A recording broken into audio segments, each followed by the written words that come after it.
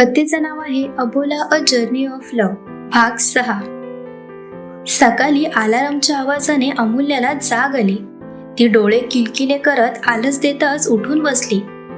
तिने आजूबाजूला पाहिलं तर जागा अनोळखी असल्यासारखं कळलं. तसं ती जरा नाराज झाली. म्हणजे बघा ना, जेव्हा एखाद्या मुलीचं नवीन नवीन लग्न होतं तेव्हा तिचा नवरा तिच्यासोबत असतो, पण इथे तर 36चा आकडा होता. नवरदेव पाणकुदल, चिडचिडे बंधू, इगोमॅन होते, तर ती साधी सरळ होती, पण तरीही त्याला न आवडणारी. तिने घड्याळात वेळ पाहिली आणि ती बेडवरून उठून फ्रेश व्हायला निघून गेली. सकाळ सकाळी तो त्याचं वर्कआउट आवरून आपल्या रूममध्ये निघून आला. रूममध्ये आल्या आल्या तो फ्रेश व्हायला निघून गेला. आज पूजा होती म्हणून त्याला तयार होऊन लवकरात लवकर खाली निघून जायचं होतं. तसं त्याची इच्छा तर नव्हती, पण आपल्या मॉमचा शब्द तो कधीही टाळत नव्हता. नाईलाजाने त्याला पूजेसाठी बसावे लागणार होते. काही वेळाने तो फ्रेश होऊन बाहेर आला. नुकतंच फ्रेश होऊन आल्यामुळे तो शर्टलेस होता. त्याचं ते पिळदार शरीर, भारदस्त छाती अगदीच उठून दिसत होती. त्यात केस धुतल्यामुळे त्यातून जे पाणी ओघळून चेहऱ्यावर येत होतं त्यातून त्याचा चेहरा अगदीच उठून दिसत होता. कारण खिडकीतून येणाऱ्या सूर्याची किरणे त्याच्या चेहऱ्यावर पडता चेहऱ्यावरील ते पाण्याचे थेंब चमकत होते. आज तो खूप हँडसम आणि हॉट दिसत होता. दारात उभी असलेली ती तर डोळे फाडून त्याच्याकडे पाहत होती, तेही पापणी न मिटता. तो आरशासमोर उभा राहून त्याचे ओले केस पुसत होता. तो गाणं गुणगुणत होता, पण त्याची नजर दारात उभ्या असणाऱ्या तिच्यावर पडली आणि त्याच्या भुवया उंचावून कपालावर आठ्या पडल्या.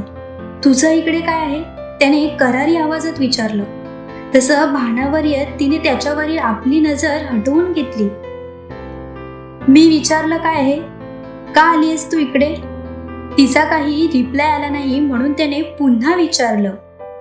हे अमूल्याने आपल्या हातातील कागद पुढे केला. काय आहे ते? डिवोर्स पेपर्स घेऊन आलीस की काय?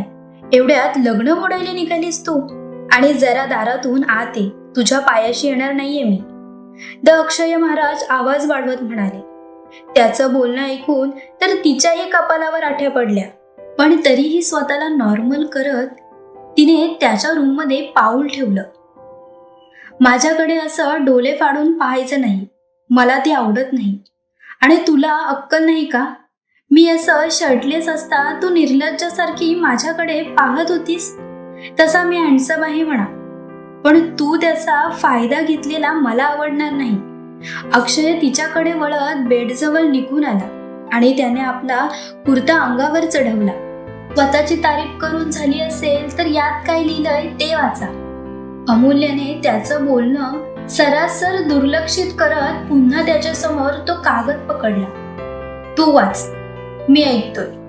अक्षय पुन्हा आरशासमोर आला आणि आपले केस सेट करू लागला.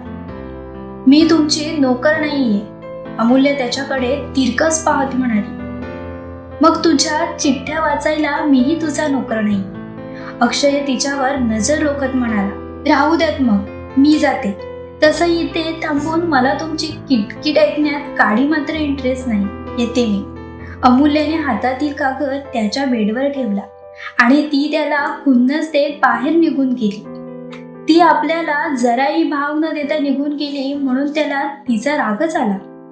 पण तिने जो कागद बेडवर ठेवला होता त्यात काय लिहिलं आहे हे वाचण्यासाठी तो उत्सुक होता. पण तरीही प्रश्न होता, कागद का? त्याने बेडजवळ येत तो फोल्ड केलेला कागद आपल्या हातात घेतला आणि तो ओपन करत त्यात काय लिहिलं आहे ते तो वाचू लागला. प्रिय इगो मॅन, काकूंनी पूजेसाठी तुम्हाला खाली बोलावलं आहे. तेच निरोप द्यायला मी आले होते. आता लवकर या. तुमचीच नको असलेली बायको. चिठ्ठी वाचून झाली. तसं त्याच्या भुवया उंचवल्या. मूर्ख मुलगी, एवढंच बोलायचं होतं तर ते कागदावर लिहायची काय गरज होती? स्वतः पण तर हा निरोप माझ्यापर्यंत पोहोचवू शकत होते ना.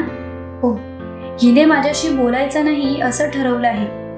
म्हणजे मॅडम माझ्यावर अबोला धरून बसणार नाहीस, स्वतःच माझ्यापासून दूर राहते. प्रगती आहे, अक्षय स्वतःशीच म्हणाला. त्याने पटपट आपलं आवरायला घेतलं आणि आवरून झालं तसं तो खाली निघून गेला. आणि पूजेची तयारी झाली होती.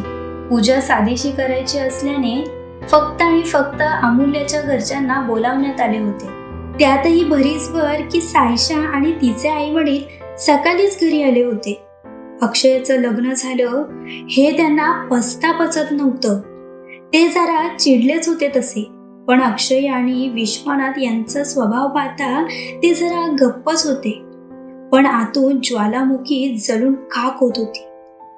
पूजेसाठी म्हणून अक्षय नुकताच खाली निघून आला होता. खाली मामा मामी आणि सायशाला पाहून त्याचं डोकंच सटकलं. पण शांती शांती शांती.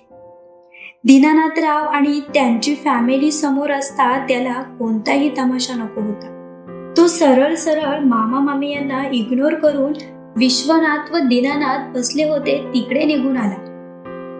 काका कसे आहात आणि काकू आले नाहीत का? अक्षयने दीनानाथ यांना विचारलं. अरे सासूबाई म्हण आणि हे तुझे सासरे. आता तू त्यांना काका काकू म्हणायचं नाही, विश्वनाथ म्हणाले. मला माहिती आहे डॅड, अक्षय नजर रोखत म्हणाला. मग सुरुवात केव्हापासून करणार तू? सर्व काय मीच तुला सांगायचं का? विश्वनाथ देखील त्याच्यावर नजर रोखून म्हणाले.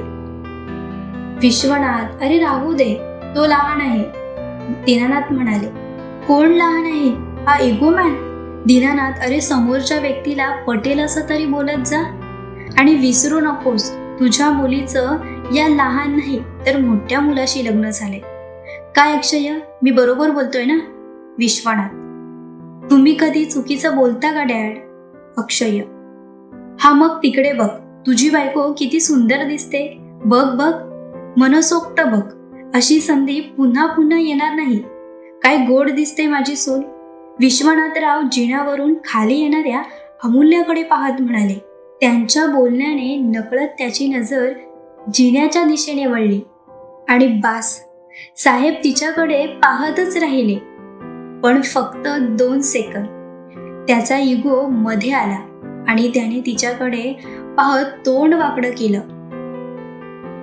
एवढीही सुंदर दिसत नाही ती. अक्षयने आपला चेहरा फिरवून घेतला. अप्सरा आहे माझी सून. ए अमूल्या, इकडे ये बाळा. विश्वनाथरावांनी अमूल्याला आपल्या जवळ बोलावून घेतले. त्यांच्या जवळ येत ती विश्वनाथ आणि दीनानाथ यांच्या पाया पडली. त्या दोघांनीही तिला आशीर्वाद दिला. नौटंकी गळ, उगाच सभ्यपणा दाखवून संस्कारी असल्याचा ढोंग करते. पण काहीही म्हणा अक्षय, तुझी बायको तर एकदम टवका दिसते. म्हणजे कितीही नाकारलं तरी अप्सरेपेक्षा काही कमी नाहीये ती. बस बस बस झाली तिची तारीफ. ती काय तुझी बायको नाहीये, उगाच गळ्यात पडलेली मुसीबत आहे. केव्हापर्यंत या बाईला मला झेलावे लागणार काय माहिती. अक्षय स्वतःशीच विचार करत होता. आपल्याला समोरील व्यक्ती आवाज देते याचंही त्याला भान नव्हतं.